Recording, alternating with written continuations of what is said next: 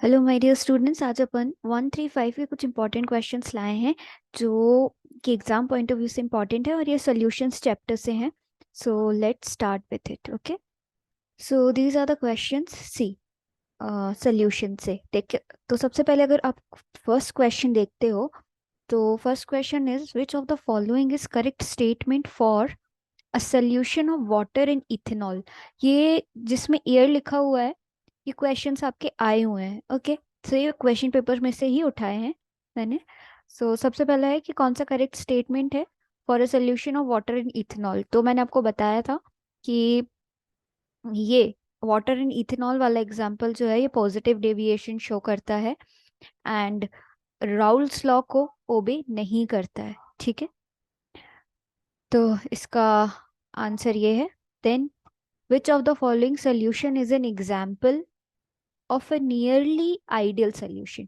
तो आपको मैंने बताया था बेंजीन और टोलुइन एक एग्जाम्पल है बहुत अच्छा आइडियल सोल्यूशन का. फिर है नॉर्मेलिटी को डिफाइन करने आया है. तो नॉर्मेलिटी क्या है? तो normality is nothing but number of gram equivalents solute के प्रेजेंट इन 1 लीटर. लीटर को आप डीएम क्यूब से भी डिनोट करते हो of a solution is known as normality. So number of gram equivalent dissolved in 1 litre of solution. ठीक है, अगर वन नॉर्मल सोल्यूशन बोल रहा है इसका मतलब क्या है कि 1 gram of equivalent solute is dissolved in 1 litre solution. So that is one normal solution. Now आपको एक क्वेश्चन और आया था, दैट इज स्टीम डिस्टिलेशन. ठीक है, स्टीम डिस्टिलेशन आपको आया था एंड इसकी प्रोसेस एक्सप्लेन करने बोली थी with a labelled diagram. So this is a short and sweet answer. इसको अगर आप पढ़ोगे तो आपको ये समझ आएगा कि स्टीम डिस्टिलेशन है ना, डिस्टिलेशन एक सेपरेटिंग टेक्निक है. अब स्टीम मतलब स्टीम का यूज करके आप किसी मिक्सचर को सेपरेट कर रहे हो. अब कौन से मिक्सचर हो सकते हैं? वो ऐसे मिक्सचर हो सकते हैं जैसे कि प्लांट एक्सट्रैक्ट है, प्लांट से आपको कोई एसेंशियल ऑयल सेपरेट करना है तो आप क्या करोगे? स्टीम डिस्टिलेशन का यूज करोगे. अब इसमें क्या होगा, अब कभी कभी नेचुरल एरोमेटिक कंपाउंड्स होते हैं जैसे बेंजीन है ना, अगर आपको इनको सेपरेट करना है तो आप स्टीम डिस्टिलेशन का यूज करते हो. So what is basically steam distillation? It is a separation process which purify. क्या प्यूरिफाई करता है ये? Isolate temperature sensitive material. जो मटेरियल्स या मिक्सचर्स टेम्परेचर सेंसिटिव होते हैं है ना, उनका यूज होता है स्टीम डिस्टिलेशन प्रोसेस के थ्रू सेपरेट होते हैं ये. तो miscibility is a characteristic mixture की, है ना, कैरेक्टरिस्टिक प्रॉपर्टी है मिसिबिलिटी. कुछ पूरे मिक्स हो जाते हैं वेल प्रोपोर्शन में, कुछ नहीं होते हैं. अगर पूरे तरीके से वेल प्रोपोर्शन में through out the same solution बनता है तो हम उसको क्या बोलते हैं? मिक्सचर बनता है तो homogeneous. Homo means same, through out the same composition, है ना, दैट इज होमोजीनियस. सो अगर कोई इमिसिबल मिक्सचर है उसको आप हीट कर रहे हो, है ना, तो क्या होगा? सेपरेशन सेपरेशन यहाँ से स्टार्ट होने लगेगा. ठीक है, सो होगा क्या यहाँ पे आपने ये आपका फ्लास्क है, इसमें आपने मिक्सचर लिया है जो भी आपका सेपरेशन आपको करना है जिसका, यहाँ से आप हीट प्रोवाइड कर रहे हो तो क्या हो रहा है? यहाँ ये बॉईल हो रहा है, बॉईल होके स्टीम बन रहा है. स्टीम बन के ये कंडेंसर है, देखो यहाँ पे क्या हो रहा है? वाटर फ्लो हो रहा है. तो जो भी स्टीम के साथ जो भी मिक्सचर का एक कंपोनेंट साथ में आ रहा है वो ठंडा होके यहाँ पर कलेक्ट होता जाएगा जिसको आप बोलते हो डिस्टिलेट.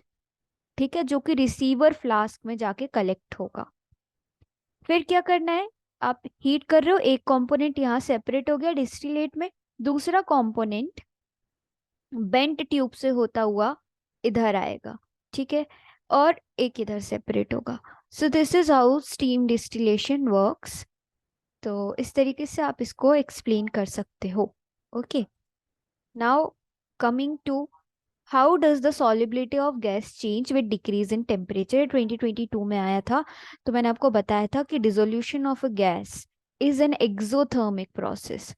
ठीक है, गैस को जब आप किसी लिक्विड में डिसॉल्व करते हो तो हीट आपकी यहाँ रिलीज होती है ना. So it's an exothermic process.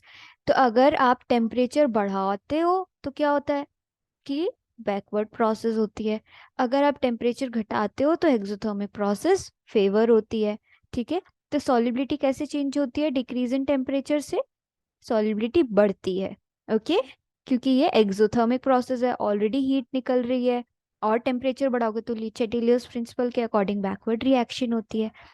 So decrease in temperature, अगर टेम्परेचर घटाओगे तो गैस की सॉलिबिलिटी फेवर होगी। ओके, नाउ मोलैलिटी आपको डिफाइन करनी है, इसको आप स्मॉल एम से डिनोट करते हो। सो मोलैलिटी क्या है? Molality is nothing but number of moles of solute present in 1 kilogram of solvent.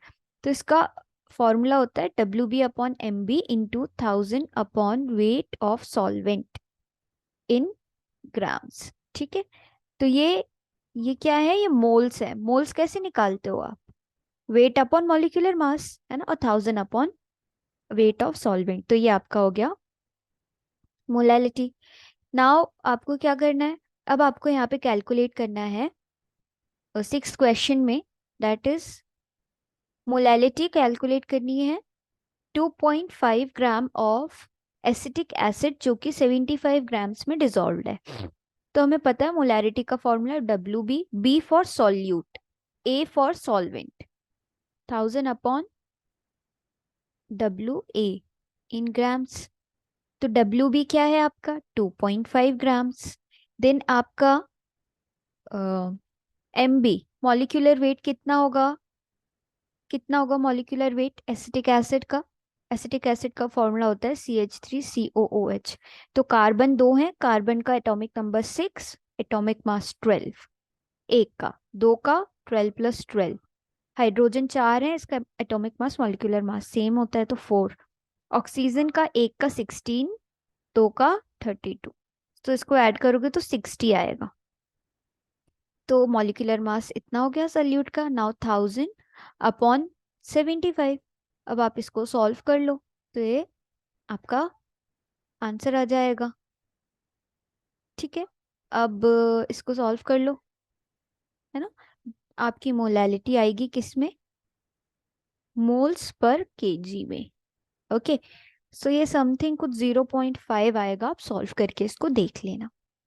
Okay, so this is how we have to solve. Now moving forward. Now seventh question is calculate the molality, not molality, molarity. Molarity, ठीक है, किसकी? 68% concentrated nitric acid by mass in aqueous solution whose density is this. Now जब भी density दी होती है तो मास upon volume हम लगाते हैं, ये फॉर्मूला। ठीक है, अब डेंसिटी दी है, मास आपको पता है, एंड अब आप क्या करोगे? वॉल्यूम निकालोगे। तो इसको सॉल्व करते हैं, लेट्स सी। तो मोलैरिटी कैलकुलेट करनी है, जिसका फॉर्मूला ये आपका लिखा हुआ है। Okay, so I am not writing here.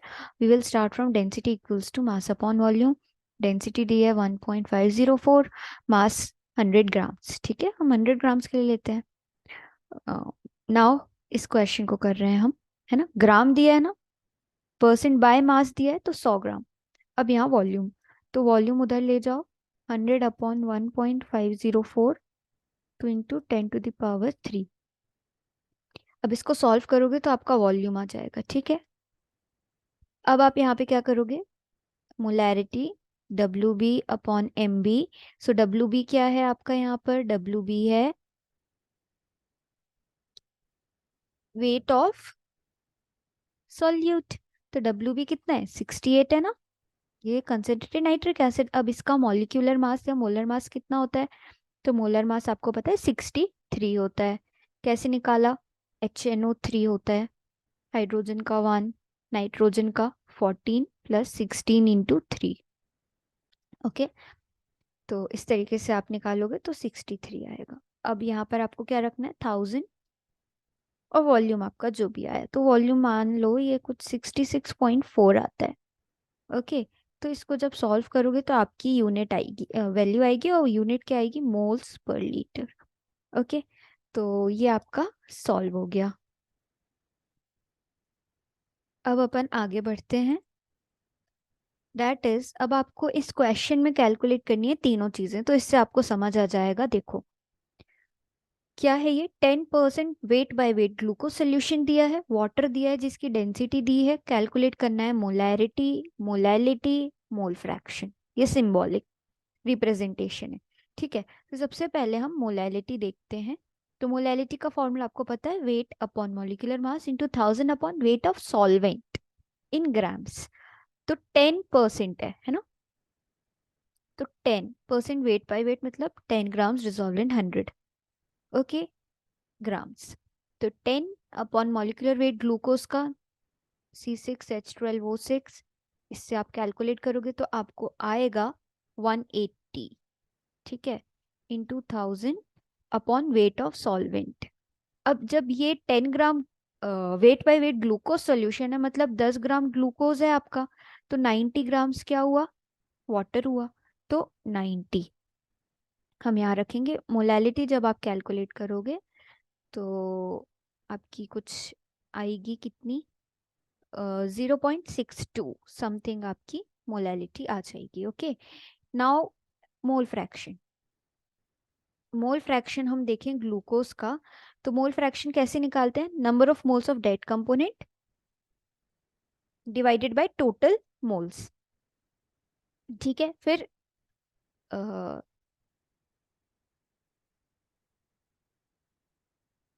तो कैलकुलेट करते हैं अपन ग्लूकोज का, जैसे ग्लूकोज के मोल्स कैसे निकालते हैं, मोलर मास मतलब वेट अपॉन मोलर मास होता है ना, मोल्स। तो यहाँ पर आप देखोगे तो इसका जो वेट है वो 10 है, मोलर मास कितना है 10/180, और divided by total number of moles of all the components. So glucose और वाटर बस है, तो वाटर का कितना हो जाएगा 90 ग्राम्स, और H2O का मॉलिक्यूलर मास 2 + 16, तो 18, ठीक है। इसको सॉल्व करना है, जब आप इसको सॉल्व करोगे तो ये 1/18, फिर यहाँ भी 1/18 प्लस 90/18। तो जब आप इसको पूरे को सॉल्व करोगे, so you will get 0.01 moles of glucose. Now glucose के आ गए तो 1 माइनस कर दो 0.01 से, ग्लूकोज के थे तो अब ये वाटर के आ जाएंगे, ठीक है ना। तो इस तरीके से आपने ये सॉल्व किया। अब हमारा बचा है मोलैरिटी। तो मोलैरिटी कैलकुलेट करने के लिए क्या होता है, weight upon molecular mass solute का, तो 10/80। अब यहाँ पे जो वॉल्यूम होगा वो मिलीलीटर्स में होता है, मोलैलिटी में वेट लेते हैं, यहाँ वॉल्यूम लेते हैं। तो वॉल्यूम आपको निकालने के लिए डेंसिटी दी है, जैसा मैंने आपको बताया था। तो density equals to mass upon volume, density दी है 1.2 ग्राम्स। नाउ मास, सो मास आपका वही 100 हो जाएगा, वॉल्यूम तो वॉल्यूम हो जाएगा 100/1.2। इसको जब सॉल्व करोगे तो it comes to be 83.3 something, तो यहाँ पे 83.3 समथिंग आएगा, इसको सॉल्व कर लेना, ओके। तो ये आपका हो गया। अब अपन देखते हैं एक बढ़िया सा क्वेश्चन जो कि आपका राउल्स लॉ पे बेस्ड है, ठीक है। तो इसमें आपको कैलकुलेट क्या करना है, ये थोड़ा लंबा क्वेश्चन है, ओके, और ये कभी कभी आते हैं ऐसे क्वेश्चंस। तो देखते हैं, वेपर प्रेशर दिया है क्लोरोफॉर्म का जो है 200 mm ऑफ Hg, डाइक्लोरोमीथेन का दिया है जो है 415 mm of Hg। Vapour pressure solution का कैलकुलेट करना है, ठीक है, सोल्यूशन का, ओके। सोल्यूशन का वेपर प्रेशर कैलकुलेट करना है, मतलब पीटी कैलकुलेट करना है, तो PA + PB, partial pressure of A, partial pressure of B. फिर आपको मोल फ्रैक्शन कैलकुलेट करना है वेपर फेस में, ओके। वेपर फेस का मोल फ्रैक्शन कैलकुलेट करने के लिए फॉर्मूला अलग होता है, सो लेट्स सी। तो अपन सबसे पहले फर्स्ट क्वेश्चन देखते हैं, ओके। सबसे पहले अपन क्या करते हैं कि आपको पता है कि आप ए मान लो इसको, ठीक है, डाइक्लोरोमीथेन को ए मान लो और क्लोरोफॉर्म को बी मान लो। अगर हम ए का देखते हैं CH2Cl2, तो इसका जो मास आता है आपका वो समथिंग 85 आता है मॉलिक्यूलर मास, और CHCl3 का जब आप कैलकुलेट करते हो तो ये आपका CHCl3 का कैलकुलेट करोगे तो आपका आएगा कितना, 12 + 1 + 3 इंटू क्लोरीन इज 35.5, ठीक है। तो इसको कैलकुलेट करते हैं अभी। तो आपको कैलकुलेट करना है वेपर प्रेशर ऑफ सोल्यूशन। तो सोल्यूशन के लिए वेपर प्रेशर कैलकुलेट करना है, मतलब P A plus P B. तो अब पी ए का फॉर्मूला क्या होता है? पी ए का फॉर्मूला होता है P A not into X A, है ना, mole fraction into pure component का पार्शियल प्रेशर। तो पी ए नॉट आपको दिया हुआ है कितना, डाइक्लोरोमीथेन को हमने ए माना है ना, ए का कैलकुलेट कर रहे हैं, तो 415। अब इसका मोल फ्रैक्शन कैसे निकालेंगे? Number of moles of this upon total number of moles of all the component. A के नंबर ऑफ मोल्स मतलब 85 upon, not 85, just a minute, इसका मास कितना हुआ है? इसका मास दिया है आपको 40 ग्राम्स दिया है ना, 40 ग्राम्स। तो 40 ग्राम्स 40 अपॉन 85, फिर 40 अपॉन 85 प्लस इसका कितना दिया है 25.5, और ये कैलकुलेट करोगे तो ये आएगा 109.5 समथिंग, 119, ठीक है। तो इसको पूरे को सॉल्व करोगे तो आपको मिलेगी पी ए की वैल्यू। अब ये आती है 291.4, आप इसको कैलकुलेट करके देख लेना, है ना। तो ये आपका हुआ पी ए। अब हम यहाँ पे पी बी निकालेंगे, पी बी निकालेंगे। इसको मैं यहाँ लिखे रहने देती हूँ, ये हमारी पी ए की वैल्यू है। पी बी भी ऐसे ही निकालेंगे, पी बी नॉट, ये राउल्स लॉ कहता है। तो पी बी नॉट कितना दिया है 200, बी मतलब क्लोरोफॉर्म के लिए। क्लोरोफॉर्म के कितने दिए हैं 2.5, 25.5, 119.5। सेम यहाँ पे 25.5, 119.5 प्लस 40 अपॉन 85। जब इसको सॉल्व करते हो तो इसको सॉल्व करने पे वैल्यू आपकी आती है 58.0। तो ये आपकी होगी पीबी की वैल्यू, ओके। अब हमें क्या चाहिए, पीटी। पीटी चाहिए तो पीए प्लस पीबी को कर दोगे आप, पीए प्लस पीबी, तो आपको मिल जाएगी किसकी वैल्यू, पीटी की value. So PT equals to PA plus PB, that is 291.4 plus 58.0। तो 58.0 मीन्स 4, 8 प्लस 1 9, देन आपका ये कितना आ जाएगा 349 mm ऑफ एच जी। सो ये आपका पीटी कैलकुलेट हो गया, ठीक है। अब आपको कैलकुलेट करना है मोल फ्रैक्शन। मोल फ्रैक्शन कैलकुलेट करना है वेपर फेस में।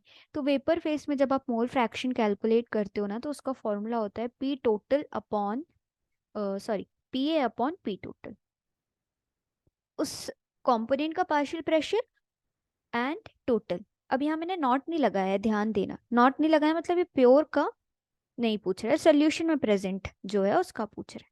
सो ए कंपोनेंट और बी, ये ए इसलिए मतलब किसी को भी ए बी मान लो आप। तो मान लो डाइक्लोरोमीथेन को हमने ए माना था, तो इसका वेपर प्रेशर वो 415 था, पी टोटल हमारा कितना आया था 349.5। तो ये आपका आ गया। अब बी, तो ऐसी P B upon P total, तो ये आपका कितना आ जाएगा 200 mm ऑफ एच जी, और पी टोटल 349.5। अगर ऐसे नहीं करना है तो इसकी वैल्यू आ गई, मान लो कुछ समथिंग आई, तो बी का कैसे निकालोगे 1 माइनस ये, तो आपको बी मिल जाएगा। सो इस तरीके से आपको ये क्वेश्चन सॉल्व करना है। अब अपन आगे बढ़ते हैं, लास्ट क्वेश्चन जो कि आपको हेनरी के लॉ पे बेस्ड है। सो सी, यहाँ पर क्या करना है, यहाँ पर आपको सॉलिबिलिटी दी हुई है ना, और कैलकुलेट क्या करना है, हेनरीज लॉ कांस्टेंट मतलब के एच, है ना। तो हेनरी का लॉ क्या था, प्रेशर के एच इंटू एक्स। तो पार्शियल प्रेशर सॉलिबिलिटी या मोल फ्रैक्शन के क्या था, डायरेक्टली प्रोपोर्शनल था, प्रोपोर्शन साइन हटता है तो के एच आता है। तो आपको क्या दिया, सॉलिबिलिटी दी है, सॉलिबिलिटी दी है 0.195, ठीक है, मतलब एक्स दिया है मान लेते हैं हम।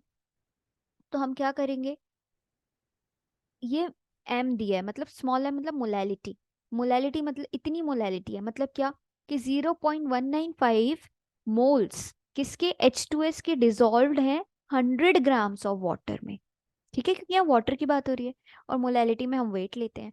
तो ये इतना हुआ। अब अगर हम मोल्स कैलकुलेट करना चाहते हैं तो मोल्स कैसे कैलकुलेट करेंगे, ये फॉर्मूला लिखा है WA/m में, है ना, वेट अपॉन मॉलिक्यूलर मास।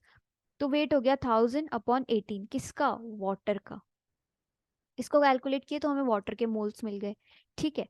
मोल्स मिल गए वाटर के, तो अब ये तो H2S के मोल्स थे, है ना, अब हमें वाटर के मोल्स भी मिल गए, तो हम मोल फ्रैक्शन कैलकुलेट कर सकते हैं। कैसे कर सकते हैं, इसके दिए हुए हैं H2S के, H2S प्लस वाटर, हो गया ना कैलकुलेट। तो ये आपका कैलकुलेट हो गया। अब ये H2S का है B, ए क्या है, वाटर है।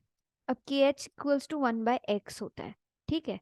तो 1/, ये जो आपके मोल्स आए, है ना, x इज मोल फ्रैक्शन, ये आ गया 0.03 आया, तो इसको डिवाइड कर दो, डिवाइड कर दोगे तो KH की वैल्यू आ जाएगी, ठीक है।